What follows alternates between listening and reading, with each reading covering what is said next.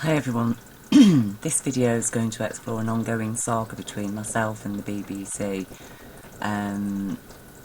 which has involved BBC complaints and also the BBC Trust, and then back to BBC complaints again, and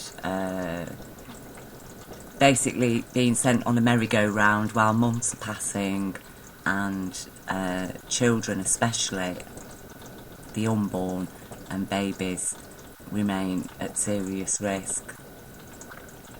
Now, to start with, I'm looking at this, I'm on this baby centre.community, and I hope the mums that I'm featuring here don't mind me featuring their comments and things on behalf of protecting children and babies.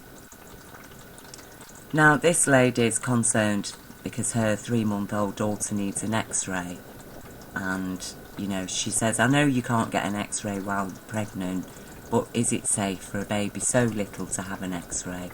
And the other mothers in the group reassure her that the odd x-ray isn't really going to be that damaging, but this lady, this mum, she's been a bit cautious with x-rays now, because her child's had to have so many in his first year. I think he has 9 now at 12 months. Okay. So she's concerned about that. So let's have a look and see how much radiation there is in an x-ray. And basically an effective dose chest x-ray is 0.10 millisieverts per view. So that's per radiation per x-ray that you have, 0.10 millisieverts. Okay. Now, my problem with the BBC began with a news report that they featured on their show, on their BBC News, about Fukushima 5 years on, and that programme was shown in March. And I must say, when I watched it, I was very dubious about what they'd said, but I'm not a nuclear expert. But I thought, well, I'll have a look to see if anybody's made any comments on this, and I found this article in The Ecologist written by Professor Chris Busby. Now, he is a top nuclear expert, and he works for the EU Radiation Council, and he's written this report. No matter what BBC says, Fukushima disaster is killing people. I'm so ashamed of the BBC. It seems as an institution to be supporting and promulgating an enormous lie about the health effects of radioactive pollution, and not providing any balanced scientific picture. On the 5th anniversary of the catastrophe, we saw Professor Geraldine Thomas, the nuclear industry's new public relations star, walk through the abandoned town of Okuma inside the Fukushima exclusion zone with BBC reporter Rupert Wingfield-Hayes. She was described as one of Britain's leading experts on the health effects of radiation. Thomas is of the opinion that there is no danger, and the Japanese refugees can come back and live there in the zone. Her main concern was how untidy it all was, left to rack and ruin, she complained sadly, which she did. She made quite a big thing of it, actually. At one point, Rupert pulled out his Geiger counter and read the dose of 3 microsieverts per hour. What does that mean, he asked. How much radiation would it give in a year to people who came back here? Thomas replied, about an extra millisievert a year, which is not much, considering you get 2 millisieverts a year from natural background. The long-term impact on your health would be absolutely nothing. Now, anyone who has a calculator can easily multiply 3 microsieverts by 24 hours and 365 days. The answer is 26 millisieverts, not about 1 millisievert, as the leading expert on the health effects of radiation told the dumbfounded viewers.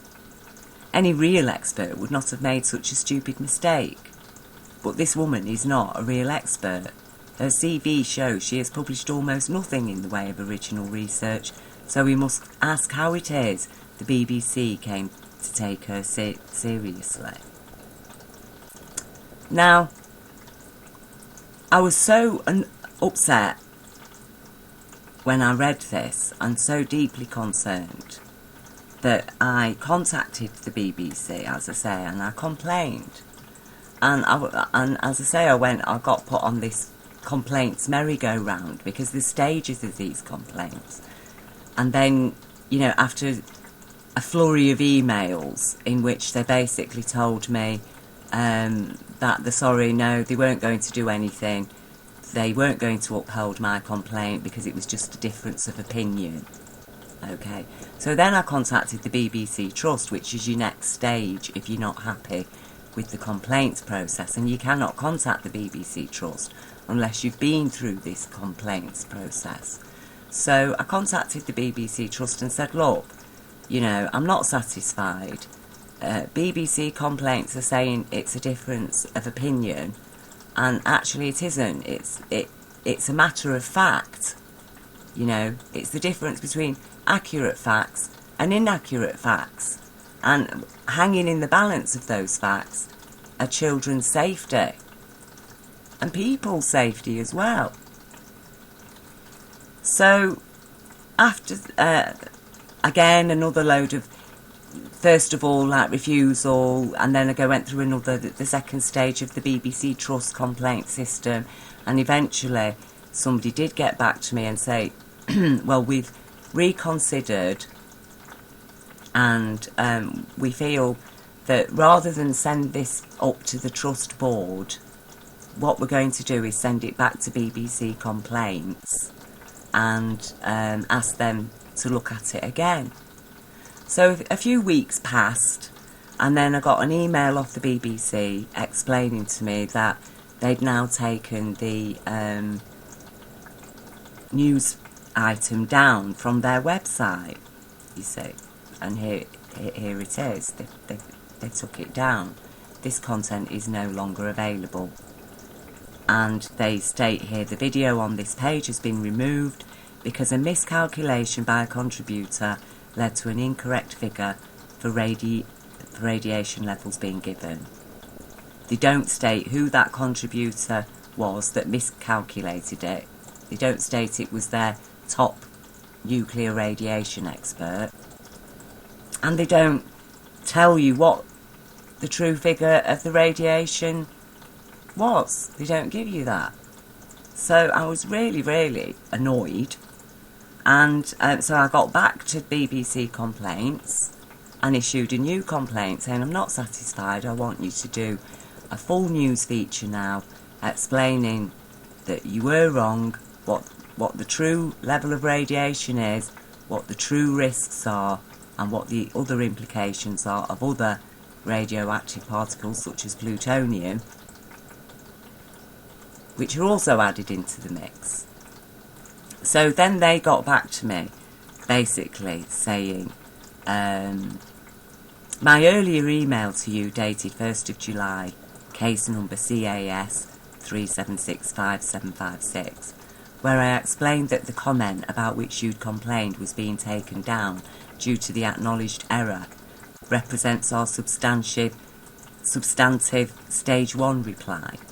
By writing back to us via our web form, you have initiated stage 1B of our complaints process, and my reply here is therefore our stage 1B response. So, having discussed your points fully with senior editorial personnel within BBC News, I must advise that whilst we thank you for getting back in touch, having taken action on the matter in response to your initial complaint by acknowledging the error and removing the content in question, we're not able to add anything further on the matter in reply here.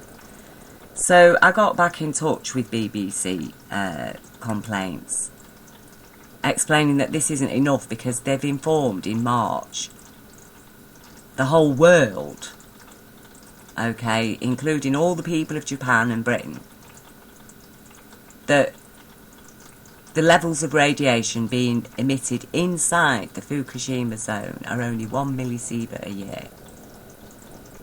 In a Geiger counter reading taken 3 feet above ground, and that is an important point. When in fact, the true figure from the Geiger reading they gave on air, okay, that was their reading, was actually 26 millisieverts a year. And when you couple that with the 2 millisieverts natural background radiation, you've got 28 millisieverts a year. So you're looking at 28 millisieverts a year in the Fukushima exclusion zone. So this is what Professor Christopher Busby has to say about that. Is this a problem for health? You bet it is. The question no one asked is what is causing this excess dose. The answer is easy. Radioactive contamination, principally of cesium-137. On the basis of well-known physics relationships, we can say that this is the reading for 3 microsieverts, which is what the BBC gave in their Geiger counter reading. We can say that 3 microsieverts at 1 metre above ground represents a surface contamination of about 900,000 becquerels per square metre of CS137. That is 900,000 disintegrations per second in 1 square metre of surface. And note that they were standing on a tarmac road which appeared to be clean. And this is 5 years after the explosions. The material is everywhere, and it is in the form of dust particles which can be inhaled, invisible sparkling fairy dust that kills hang in the air above such measurements. The UN definition of radioactively contaminated land is 37,000 becquerels per square metre. And so, on the basis of the measurement made by the BBC reporter, the town of Okuma in the Fukushima zone, and we assume everywhere else in the zone, is still, 5 years after the incident, more than 20 times the level where the UN would, and the Soviets did, step in and control the population. And as he says, the particles are not just of cesium-137, they contain other long-lived radioactivity, strontium-90, plutonium-239, uranium-235. I mean, just look. And these aren't picked up on a Geiger counter. You see, and, you know, you can't compare. I've heard people talk about bananas being radioactive. Well, I'm sorry, they don't contain plutonium. So I was so disturbed about this, you know, and after getting this response from David Larner, complaints advisor, BBC Audience Services, okay, after getting this and reading and knowing the dangers, I got back in touch with the BBC complaints, as I say, and I said, you know, no, this isn't good enough. But then I'm thinking, no, how long am I going to be on this merry-go-round now? And I'm just not getting anywhere. And meanwhile, nobody's been informed of the true risk. So, you know, I've got in touch now with the HSE. And I've complained to them, and this is a screenshot of part of the form that I've sent in. And I've made all the points here. Okay. You know, coupled with background radiation, 28 millisieverts a year is 8 millisieverts above what a nuclear power plant worker would receive over 5 years. A chest x-ray equals 0.10 millisieverts, as we've just seen. This means children, babies and unborn, will be receiving equivalent of 280 chest x-rays each year. Breastfeeding babies are at higher risk. This level of contamination will be ongoing each year of their lives. In 10 years from birth, 2,800 chest x-rays. The BBC has invited the Japanese people to subject their children to this. We cannot forget either there are many more deadly nuclear particles than are in an X-ray. Included in the equation here too, MOX plutonium, which is now known to have widely contaminated the entire area. You know. So, let's have a look at MOX plutonium. Why environmentalists say nix to MOX plutonium fuel. MOX is short for mixed oxide plutonium fuel for nuclear power reactors, reactors that were designed for uranium fuel. MOX is also short for a new government programme to make plutonium from dismantled nuclear weapons less usable for future bombs by putting it in commercial power reactors. Tax dollars would pay the nuclear utility to irradiate the bomb fuel. There is an alternative. The alternative is called plutonium immobilisation and uses nuclear waste left over from making the bombs in the first place to secure weapons plutonium by making it lethally radioactive, just as the reactor would, at much lower risk. Now, plutonium bomb fuel increases the risk of a reactor accident and ages the reactor more rapidly than uranium fuel. Uranium and plutonium are different when it comes to how they split, which is what nuclear reactors do, split atoms. Plutonium is much harder to control. That is why the government used it to make nuclear bombs in the first place. It goes boom. Reactors run the risk of accidents even with uranium fuel that they were designed for. Plutonium fuel increases this risk. No one has ever used weapons-grade plutonium for reactor fuel, nor actual dismantled warheads, where the weapons-grade plutonium was mixed with a host of other ingredients to make the bombs go. Bomb fuel will also wear out the reactor components more quickly. MOX is an experiment and one with very high stakes. Plutonium fuel doubles the consequences if there is a major reactor accident. Chernobyl was the largest industrial accident in history. New reports say that the worst is yet to come. Chernobyl was the dumping of a reactor using uranium fuel into the atmosphere and the surrounding earth and water. Plutonium is so much more toxic and cancer-causing that MOX fuel would double the number of cancers that a major reactor accident in South Carolina would cause over time. And this article was written for them because they were campaigning against having MOX plutonium fuel in the nuclear reactors.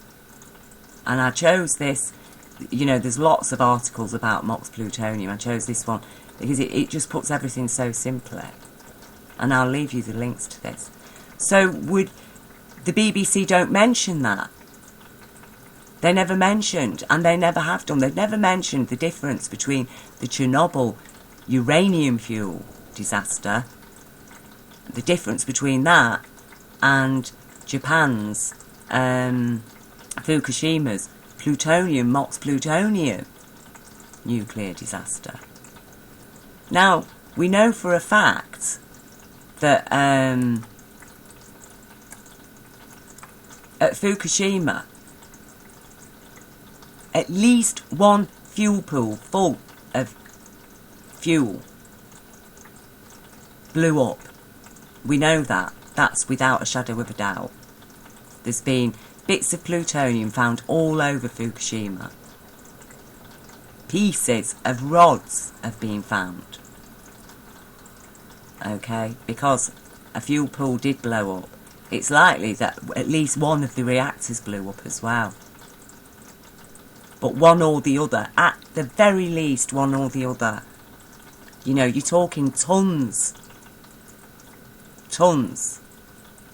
And it blew up, it contaminated the entire area. Okay.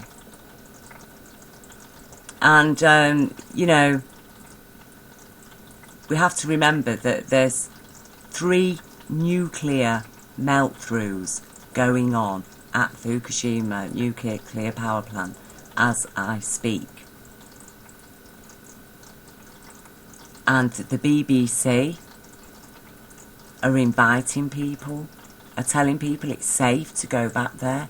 They're inviting families. They're telling pregnant women. They're telling children that they can just go back there. You know, I contacted BBC Complaints repeatedly about the urgent need for their news team to admit their error and publicly present the true level of radiation risk. I explained that people need to be correctly informed and that the BBC's error has misled both UK tourists and the Japanese public into a false assurance that the radiation risks are minimal. The risks to children are immense. I noted that the BBC top expert complained about people's fears about going outdoors. Who would let children go out to play among such risks, or even to be absorbing 28 millisieverts radiation just by breathing in the air? Thus far, BBC have failed to report the true facts. Now, I know for a fact, you know, and that the vast majority of the BBC staff and all their employees, no matter in what capacity they're employed, will be really horrified to discover that the BBC is telling parents of newborn babies that it's okay to subject those babies to 280 x-rays a year, 280 chest x-rays a year, and, you know, let the children play about in an area contaminated with plutonium dust, where, you know, a plutonium particle lands on your skin, you get skin cancer. You breathe it in, you get lung cancer. By the time, if a child grew up there from birth, a child grew up there, in 20 years, they'll have had 5,000 chest x-rays and goodness knows how much of plutonium dust. And there's got to be hotspots there emitting over 100 millisieverts. There has to be.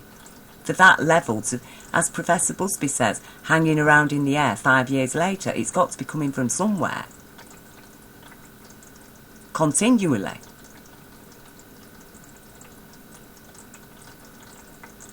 And the BBC are telling parents, well, I know, parents have a right to be fully informed. And just because the nuclear industry is telling people that, yeah, it's safe, you know, 26 millisieverts, yeah, it's safe. Just because they've decided to suddenly raise the safe limits. Okay. They're telling, but parents have a right, don't they? They have a right to know the difference between 10 x-rays a year for the children, as the BBC's told them that, you know, according to the BBC, they're only exposing them to 10 chest x-rays a year. But actually, it's 280. And plutonium dust that the BBC just have not mentioned. You know, it's like, well, what the Geiger counter doesn't pick up doesn't exist.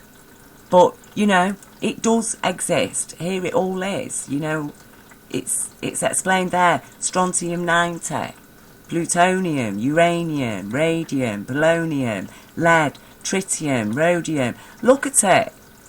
The Geiger counter ain't picking that up. But we'll just ignore all of that. Anyway, we'll only focus on what the Geiger counter's picking up. And that, just what the Geiger counter's picking up, is 280 x-rays, chest x-rays, a year.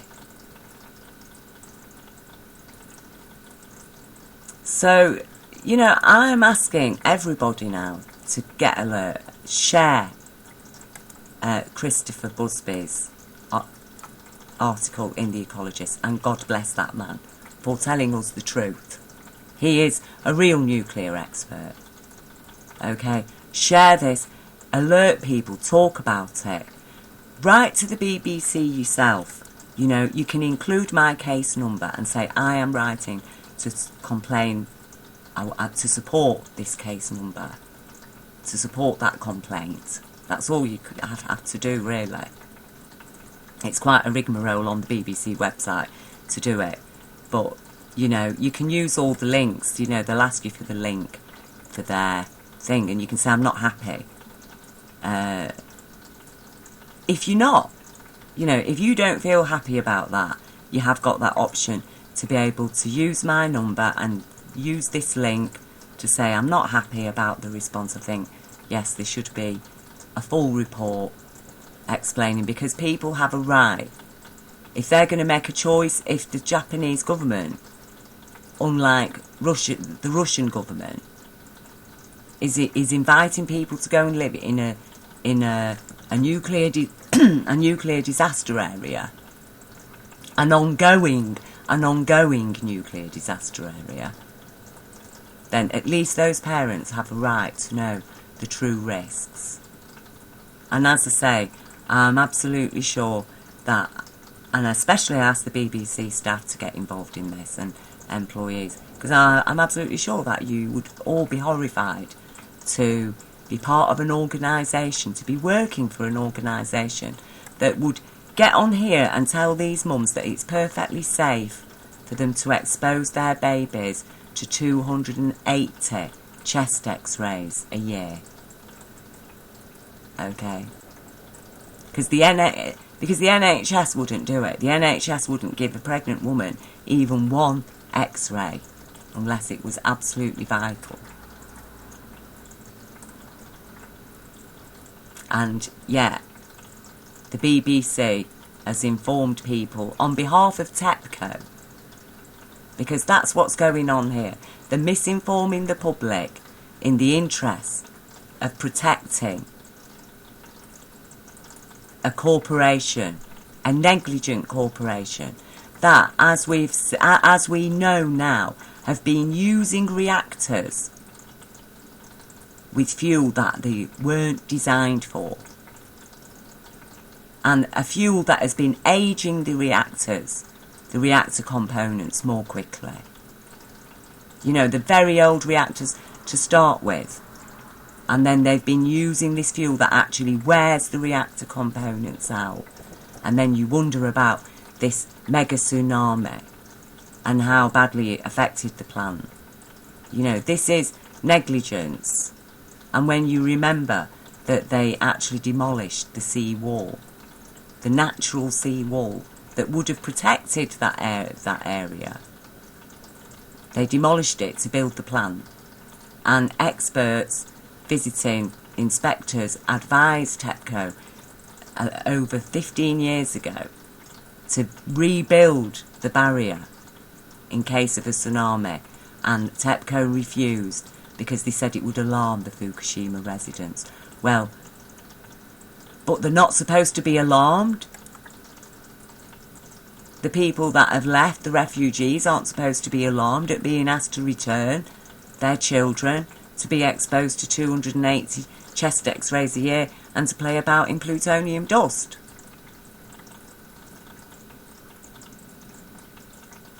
So, you know, I will leave you all the links. And also, if you want, get in touch with the HSC yourself, you know. Again, there's the screenshot. I've put the date, incident, and you can put your own town there, wherever it was seen. You know, because that is a risk to the public. And as I say, parents do have a right to know the absolute facts. People have a right to know the facts about places where they're going to be having babies and raising their children. You know, and there's still the danger to adults. It's just that because children and babies' genetics are still developing, they're at even more very, very high risk than adults. So, you know, please, share the information, alert the Japanese public about this, especially the Japanese public need to know. And that's why I've made this video now, because I don't trust the BBC, and I've tried to do this, you know, hoping that the BBC were going to do a full report and apologise and, you know, look into it. Obviously they haven't done that, but I've gone through the proper channels, but I just feel that this now needs, the information needs to get out. I'm not prepared to wait any longer. So, you know, I've made this video alert, and please, if you can spare just a bit of time to support the complaint, that I'd really appreciate it on behalf of the people of Japan. And many thanks as well to all the people who've focused on the Fukushima catastrophe and, you know, kept people informed, and especially thanks to Professor Christopher Busby, as I say, top nuclear expert, real top nuclear expert. Thank you for listening.